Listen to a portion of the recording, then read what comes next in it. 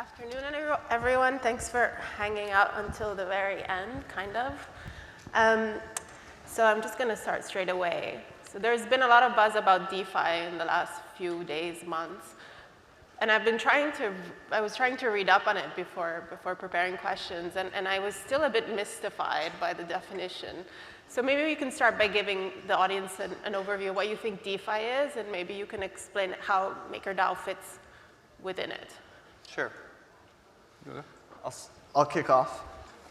So if you think of a crypto network as organizing and incentivizing human activity, what it does is it connects a supply side of a service with a demand side. And it typically does that with a non-extractive asset, so an asset without an incentive to profit. Now, the service that the supply side can provision is pretty abstract. In the world of DeFi, those services that supply sides tend to provision are financial services. And then, of course, there is the open API to this ledger, which then allows the distributors, really the application interfaces that interface with the end user. It gives those distributors open access and keeps them from establishing market power, which is what we have historically seen.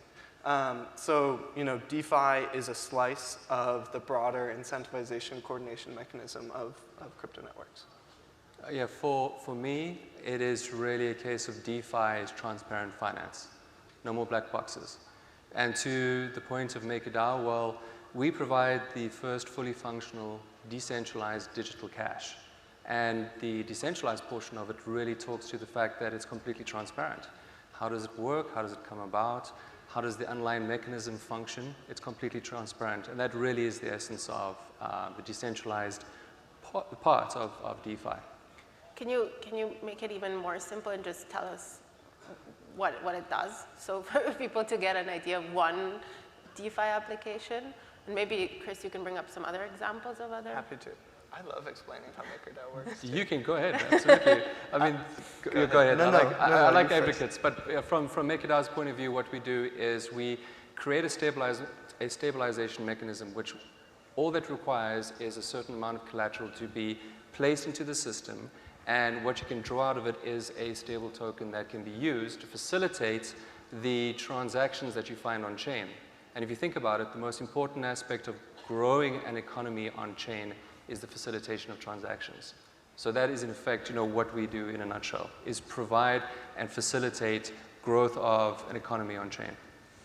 And so I would add, from the specifics of the user perspective, what you do right now is you send some Ether to a MakerDAO smart contract.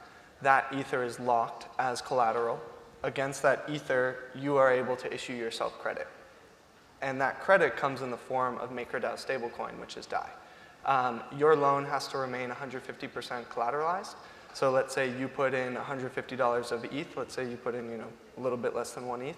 Well, I guess ETH keeps going up. But anyway, $150, then you can issue yourself $100 of DAI. And then that DAI is a stablecoin that MakerDAO is really associated with, and it can go anywhere within the ERC20 ecosystem. And what's really elegant about this is in our current system, money is just someone else's liability. And so this is a debt-based money. This is a credit-based money. It is different from Bitcoin's commodity-based money. And so that's why it will rub some people the wrong way, but it certainly fits well within our existing system. And it opens up access to this low-cost credit facility in a way that we haven't really seen before. What's interesting is that it also is a tool. It's a protocol where, depending on if you're enterprise through to if you're retail, you can actually use it in different ways. So as an example, we have a partnership with TradeShift, who are looking to use this protocol as a invoice factoring engine. And then we are looking at partnering with certain financial institutions that wish to augment this architecture at the back of their payments mechanism. So there is a great amount of use from enterprise all the way down to the individual who wishes to extract DAI for themselves in order to literally go purchase a cup of coffee or whatever they see fit as far as the transaction is concerned. So where does the risk sit in this scenario and in this transaction, right? Who's holding the risk? Well, it's really the MKR holders. So there's DAI. Good question. There's DAI, which is, you must be a reporter, which is the stable coin and the output of the collateral. But then there's MKR, which serves a few purposes. It serves the governance purpose of how the risk parameters are set, which is one of the most fascinating components of MakerDAO, because MakerDAO is really an open source central bank where the people get to control it and set the parameters. So MKR is a governance asset, and that allows you to vote on those risk parameters. But should the Maker system ever become under-collateralized, then actually new units of MKR would be minted and sold to the market to re-collateralize the system as a whole. So it can be seen as an insurance contract, and you're getting paid. There's a mechanism that makes MKR deflationary over time. It's really when you pay your fees for having used the credit facility, it burns down MKR, and you're getting compensated through that deflationary aspect of MKR for the risk that you're taking on by potentially re-collateralizing the system should it ever become under-collateralized. So how distributed is ownership of MKR now, right? Because that's what sets the governance of the whole. Well, that's the interesting part is that being decentralized means you are actually transparent, and you can literally go online and have a look at how many holders we have at any one moment. You can think for a moment. So I know the name and last name of all the people? Oh, no, you'll basically just see the number of holders, but in terms of folks using the construct, you can actually go and look at the granular level of where each, I like to call it a smart vault, but it's also called a CDP. So each of these smart vaults, how much ETH has been put in and how much DAI has been drawn out. So you can quite literally imagine for a second if you could see a collateralized mortgage-backed security, you could actually go into the bank and look all the way down to the level of an actual residential property. That is what MakerDAO provides. That's the transparency we provide so that every aspect of the risk is well understood so that you can use the system in the manner that you wish. As I said, from creating a invoice factoring engine all the way through to a payments engine. So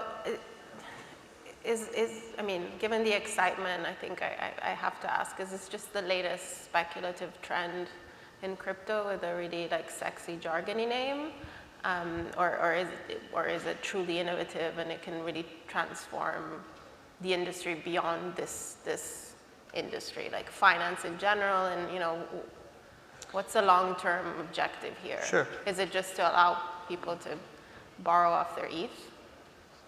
Well, I think what you're seeing, so we've talked about MakerDAO, right? But there are examples that apply to pretty much every vertical of the financial services industry. Broadly, I would say the promise here is that we collapse the costs of financial services and better distribute the remaining profits of the system to the world.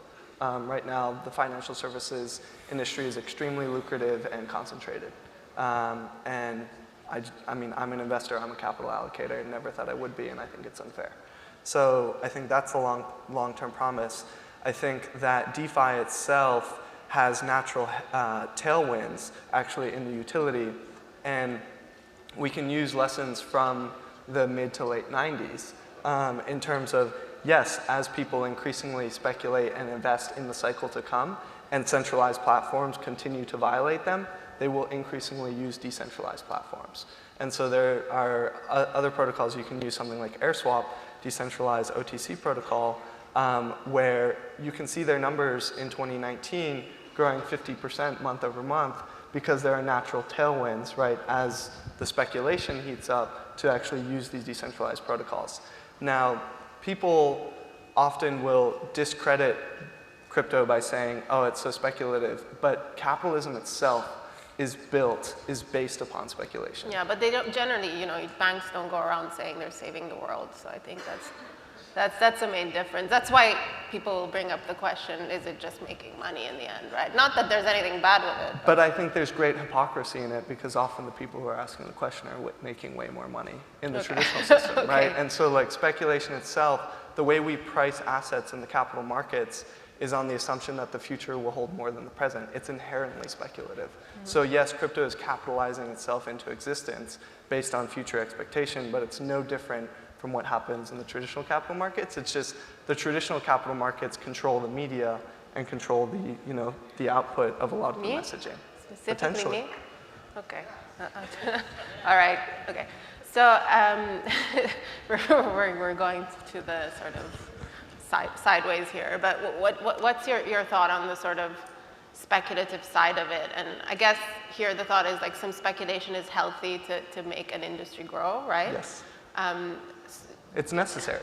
Like it's what capitalism is based upon. Are your thoughts the same? My thoughts are really to the underlying functioning, where you look at it and say, well, capital structure formation, how does that come about? In the traditional market, you've got your simple debt and equity split, where now we're on chain, we've got tokens that can represent different rights, different obligations. You can create a new type of capital structure, which means that you have different types of exposures which are going to interest a lot more people. So as a consequence, you're going to have the ability to draw on capital to create new goods and services you've never been able to create before. There is, in effect, a dovetail that's going to occur with the traditional economy. You're going to find that the on-chain economy that grows will make certain things more efficient, or you'll find that there are goods and services that you can actually create on-chain that you've never been able to create before. And that, for me, is really where the exciting part is. And if it is a case of, is it speculative? Well, it's at the beginning. So I probably think that, there is a certain amount of risk you need to consider. So how are the underlying instruments regulated now? What's the regulatory status of, you say you're essentially giving credit to yourself. How is that regulated? Yeah. So Maker is a pioneer in governance, right? Where they have set this out from the beginning. And it is your voting power is based on the amount of MKR you hold. And there are questions to be explored around the plutocracy of that, and all of those questions have merit. I think that what we're seeing broadly in crypto is the regulator gets baked into the protocol. The regulator becomes protocolized. And how does that end up blending with our paper law, meat space regulation versus, say, cryptographic law and digital regulation? That's going to be a very messy path forward. I think what's clear to me is that cryptographic law trumps paper law. The paper law is kind of the window dressing of legitimacy right now. But the cryptographic law is what moves funds, what moves votes, what actually controls the economic resources of the system. And so we're in this hybrid stage, and we'll continue to be in this hybrid stage for a long time. And regulators will tend to be more reactive than proactive, kind of out of necessity. And so with each big frenzy, each big bubble that we go through, there will be further regulation. But really what's going to be super interesting is to see there's going to be wars, there's going to be battles, right? As people again and again realize cryptographic law trumps paper law, and so the regulators have to get actually into the protocols. Mm-hmm. So is there a risk that people use DeFi to mask just dodgy financial products? Well, then that will lead regulators to take a look and say, hey, actually, we think this is a loan and you should be regulated like a lender, or why is your rate going up and it's a usury loan? That's kind of what happened with ICOs a bit at the beginning. Some people were saying this is a completely new way of financing, and then some people were just doing securities issuance, and regulators step in and said it's actually just a security. Yeah. I think when you look at this space, you've got to define your stakeholders clearly. And you cannot ignore the fact that there's a need to protect consumers, and that's where regulators come in. And if you don't see the regulators part of your stakeholder strategy, then where you are now and where you wish to be will just become a very difficult journey. And looking at the guidance that we have currently got from FinCEN, what we got previously from SEC, these are real attempts at trying to get their arms and our arms around a very amorphous issue. The landscape is ill-defined, but together in participation, there is the opportunity to come out on the other side and say, okay, we see where the value is. We see where consumers can be protected. We now know the middle ground that we can follow. And when that happens, I think the value proposition that is behind blockchain is going to become very clear and manifest. And I would add that the technology is going to be used for good and bad. That's inevitable. And often the sign of a good technology is it being adopted by criminals early. And we've learned these lessons from the past. I think that so long as the integral of good outweighs the integral of bad, then incrementally we've done our jobs for society. Have you already seen any weird-looking financial instruments that are described as DeFi, but they're really something very simple underneath? Have you? I haven't seen anything immediately, but I'm sure there are examples. And this is one of actually the paradoxes of the technology is while it is super transparent because it's currently poorly understood, people think of it as nefarious or don't actually understand the mechanisms, and so people can obfuscate kind of the true mechanisms at play or hide behind Web 2.0 interface and really a Ponzi scheme in the background, but market it as DeFi. And so then it ends up rubbing off on the whole crypto industry as nefarious and being crypto, whereas it's not. It's just an opportunistic scammer.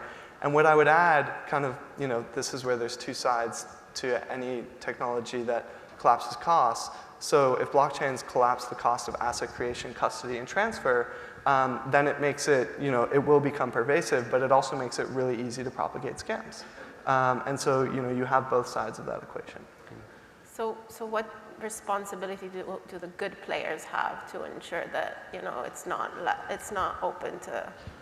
There's that lockstep development of the ecosystem, along with the stakeholders I mentioned, and making very sure that everyone has a clear view of what you're trying to achieve and how you're going to achieve it. Because you need to put it against the litmus test of a lot of things, like where are we now with respect to regulation. Regulation has a very well-defined purpose. It's kind of like best practices where we are.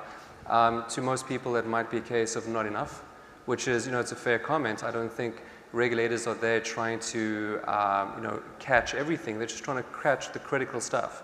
And if we can be very clear on the fact that we are producing this in a way that is not only compliant, but makes economic sense and social sense, which is really the essence of DeFi, in my opinion, then I think it's going to be a win-win situation. So what is your dream DeFi scenario, and what's your time frame for it? You said you hope it's going to lower the cost of finance. Yeah, collapse the costs and redistribute the profits more broadly. What's your time frame and expectation, right? Because you don't have any incentive to tell us it's going to be a year, right? Time frame is super hard. Placeholder raised a 10-year fund for a reason. So we're thinking decadal in terms of the progression of this. I think that going back to what I originally said about DeFi, and this applies to crypto as a whole, the base layer coordination mechanism that it connects the supplier directly with the consumer with a non-extractive asset is a much more egalitarian global coordination system.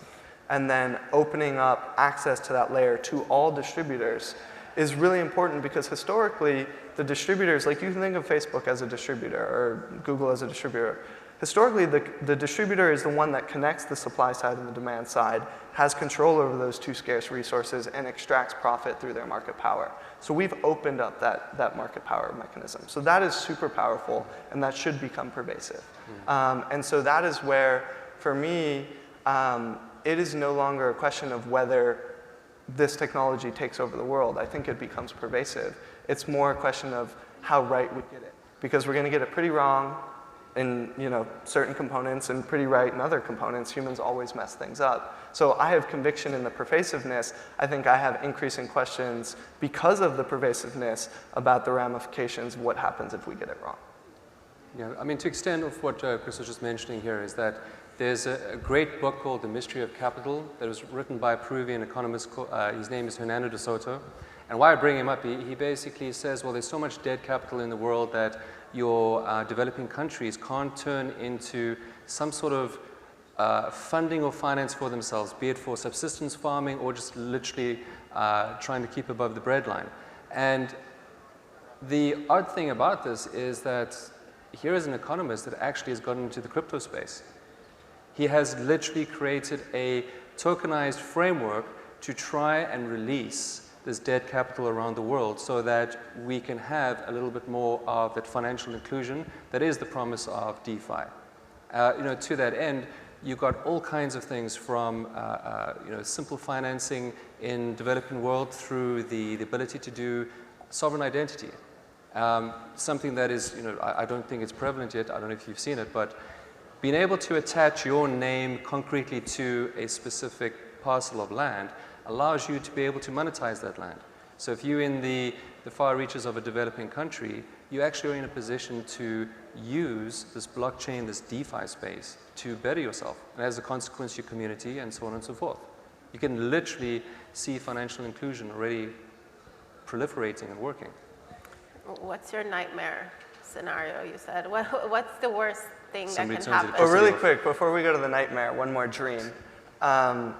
But let's get to the nightmare. 'Cause Okay. then you can say, you know, I warned you guys if something goes wrong. There's a really good essay called Meditations on Moloch, which goes over a poem, I think by Allen Ginsberg, called Moloch.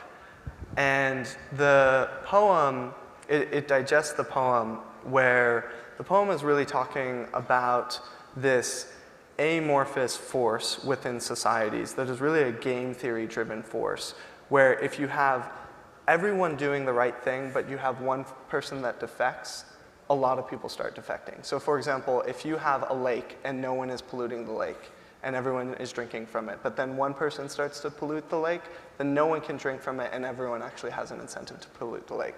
And so this, you can apply this to why human systems at scale often, don't live up to their promise, or why we build up militaries as nation states. And I think that the same game theory, if we're not on top of things, could play out in mass scale and be propagated by blockchains. And that's pretty that would be nightmarish. horrific.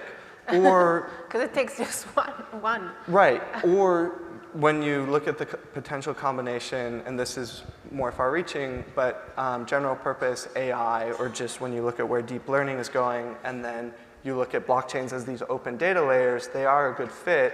And MakerDAO in some future state may not be human governed, but may be AI governed. Right? And then so what starts to happen, because the complexity of these systems at scale may transcend what humans are capable of. And so what happens if you have algos that are governing these systems and you're not on top of how those algos are being crafted? Now that is decades out. I'm not worried about that now, but it is the kind of thing that we need to ask the question. What are you worried about, like short term, that you think, oh, this is going to be a problem for us to get Short to medium term, there's going to be speed bumps. I think, Well, yeah. for me, it's basically incumbents capturing the space. Sure, yeah. And that's really the real essence of financial inclusion and DeFi is the public space. And if that is taken away, then we can't talk about DeFi anymore. Mm-hmm. Yeah. It's an interesting, when I see different communities, and I've watched myself do this, get really excited about institutions come in and placeholder raise money from 90% institutional investors. There's an irony in it, in that if the banks buy Bitcoin before the little guy does, then the banks will own more Bitcoin than the little guy does. And so actually the capital appreciation will go in the hands of the bank as opposed to the little guy. So it's self-defeating. And so I think that there is, and this is really the educational effort, and convincing people that there's a massive wealth transfer going on, which I think doesn't happen on a decadal scale, it's more a century scale. And so participating in that and growing your crypto capital while you have the opportunity before institutions do, if we miss out on the opportunity to educate people in that way, then I think we lose a lot of the power of the potential movement. So how do you prevent the institutions from getting in if they are interested, right? Like, do you say, no, don't give me your money? Well, fortunately, institutions tend to be more risk averse. So we have that in our favor. But then it's just breaking through the mental barriers that exist in retail, right? And that's where I will get fiery about if I think institutions or mass media is actually brainwashing or turning retail away from this movement with all of the context. Because it is just locking in the entrenched interests. And one of the promises of this technology is we have a blank digital slate to work on. We can take the learnings from the meat space, but there's a lot of human sludge that accrued in those systems, and so we have a blank slate in the digital world to build upon, right? And so if we can build that with, say, the proper ethos and get the right people on board, then we can replace a lot of the ills of the existing system. I mean, to the extent that the incumbents participate in the space, it's great because it does validate at the sort of highest levels that this is something that should be considered. but it really is a case of saying, well, how do they participate in a meaningful way so that you can get the appropriate intersection of institutional and, basically public or retail value out of the whole space. So if you have, funds like yourself or bigger funds that then have institutions investing in funding these projects, isn't that just recreating a new form of concentration behind it? Like how do you keep it truly decentralized if it's getting funded, getting interest from, subsidiaries of the bigger?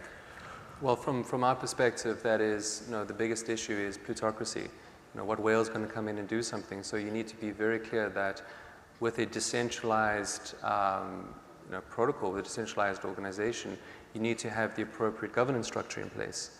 So you can't have a representative democracy. You need to have something that is cordoned off with some sort of scientific governance or constrained so that folks can collectively actually vote on specific outcomes as opposed to an array of them. Because it's that array, it's that spectrum of choice which makes it very, very difficult. So in this space, being very clear as to what you want to achieve makes the governance a lot easier to implement. I think another thing that we have in our favor is, as a coordination mechanism, most crypto assets are not extractive the way equities are. So looking at how the traditional VC world works on the equity side, you as a VC, let's say you're going to put $2 million into a company at 10 million posts, you take 20% of that company, and then you get a claim on that company's profits forevermore. And certainly there's dilution and there's all kinds of things, but that is too good of a deal to coordinate economic activity on a global scale, in my opinion. Whereas you look at a lot of crypto assets, you have to actively participate in supplying the service in order to get a claim on the revenues of the system or the value flows of the system. And so there ends up being you have to be an active participant in order to get a claim on the value flows. And if you're passive, you're getting diluted, as I think you should be.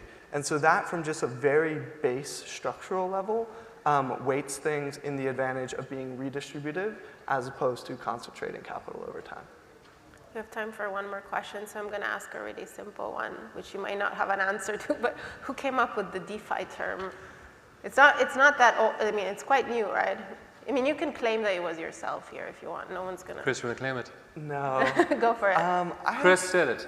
No. I think it might have first been the Dharma team. There was a debate between OpenFi and DeFi, and these memes spread on internet culture. So maybe if you went and searched on Twitter or Reddit, you'd find the first reference and it spread from there. But I think with most of these things, but they can use OpenFi. If DeFi gets hard, you can move to OpenFi. I think there's a quote that my partner Joel taught me, what one loses in name, one gains in eternity. And that is, as opposed to trying to claim, and this just applies more broadly to idea creation or, I did this or I did that, which people want to do for their ego and hold on to it and be like, look, this was me, this was me. If instead you can let go of that and just let it be everyone's, and we all propagated the idea and therefore we updated all of our minds and it became our idea, then what you lose in name, you gain in eternity because it becomes everyone's idea. Amen. Okay. All right. Thank you. Thank you so much for your time. Well done. That's one.